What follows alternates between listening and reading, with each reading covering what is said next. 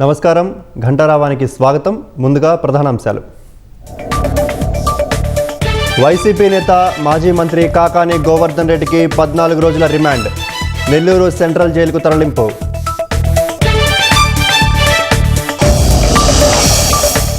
Pawan Kalyan cinema ఆపాలని ఎవరూ ధైర్యం చేయరు.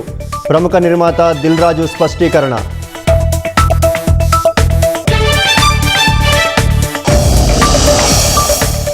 నైరుతి ప్రభావంతో రానున్న 4 రోజులు భారీ వర్షావకాశం. 10 రోజుల ముందే రాష్ట్రాన్ని తాకిన రుతుపవనాలు.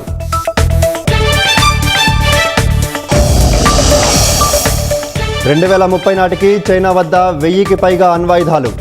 భారీ ఎత్తున మిలిటరీని ఆధునీకరిస్తున్నట్లు అమెరికా అంచనా.